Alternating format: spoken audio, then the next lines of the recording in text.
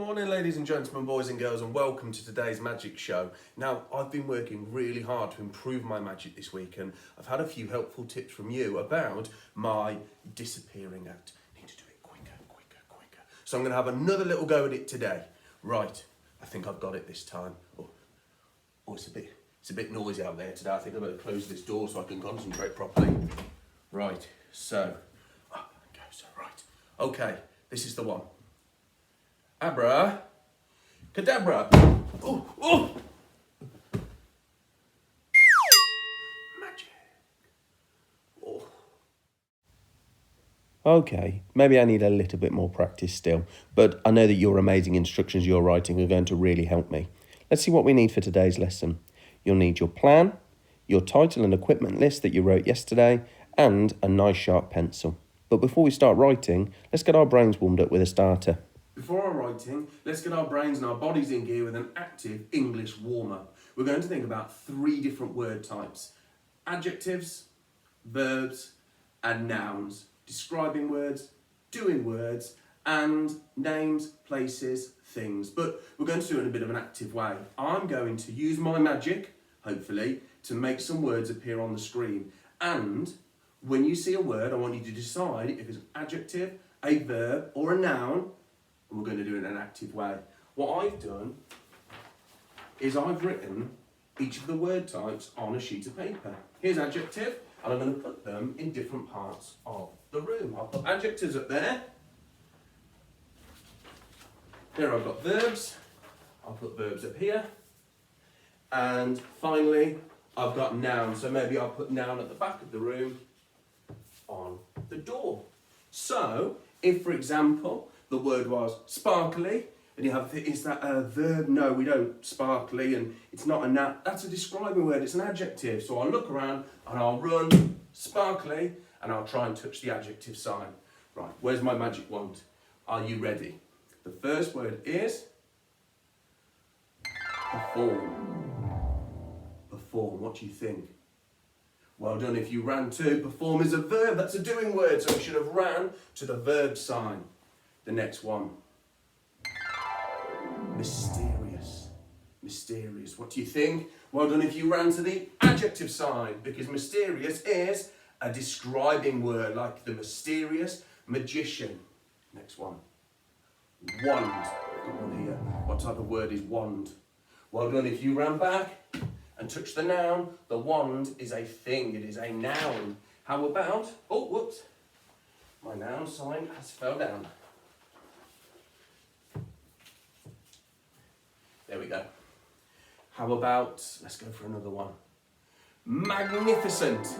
What about the word magnificent? I used this in my writing yesterday. It's an adjective. Well done. It is a describing word. Next one. Wave. The magician can wave their magic wand. That's something we can do. So that one is a verb. And then let's do one more, then maybe you could think of some of your own. Let's think of a tricky one. Abdul Kazam. What do you think about Abdul Kazam? Well done, if you remember that Abdul Kazam is a name, so it is a noun. How's it different? Abdul Kazam. That starts with a capital letter. How come? Well, it's because it's a proper noun.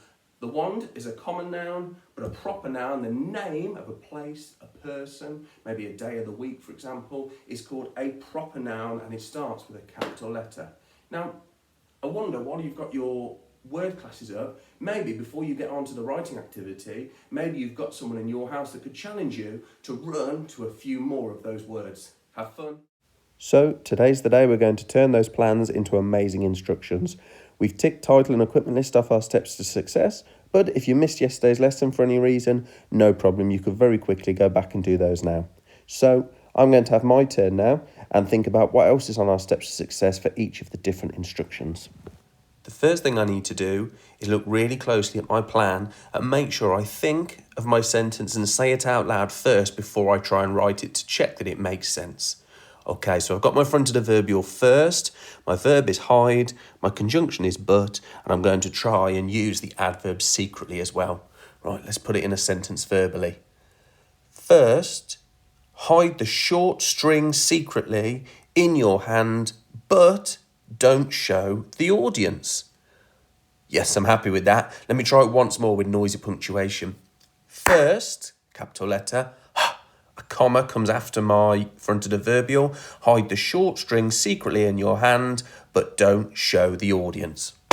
Full stop. Okay, I'm happy with that. Now it's time to write it.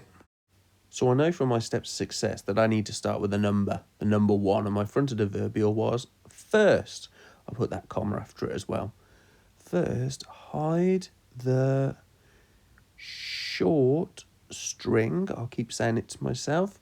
Hide the short string. My adverb was secretly. First, hide the short string secretly in your hand. Now it's time for that conjunction. But don't, contraction word, I need this apostrophe here instead of the O, show the audience. And a full stop. Okay, let's read it and check it with noisy punctuation. First, hide the short string secretly in your hand, but don't show the audience. I think I'll have a go at one more of my sentences before I leave you to have your turn. After that, pick up the long string and show the crowd. After that, pick up the long string and show the crowd. Right, I've thought about it, I've said it. What's next? That's right, it's time to write it. So for this one, I know I'm going to need the number 2, and my front of the verbal of time was after that. And then I need my comma to separate it from the rest of the sentence. After that, pick up the long. Now, I'm actually going to leave a space here because tomorrow we're going to add some pictures. So I'm going to come down onto this line for string and show the crowd. Full stop. Let's check it. After that, pick up the long string and show the crowd. Now it's your turn, Year 3. Can you use your plan to write your instructions? I've left the 5 bits of the steps to success that you'll need on the screen to help remind you. Each instruction will need a number, a front of the verbal of time, don't forget that comma afterwards, and a bossy imperative verb to tell your reader what they need to do. Don't forget those brilliant conjunctions and adverbs from your plan as well, but remember they don't need to be in every single instruction as long as you've got some great examples throughout your work. You'll notice I haven't put the pictures or the top tip on the steps to success today because that's our job for tomorrow. So you might want to leave some space throughout your work for the pictures and maybe a bit of space at the bottom for a top tip as well. Good luck, I can't wait to read them, and I'll see you all again tomorrow. Bye-bye.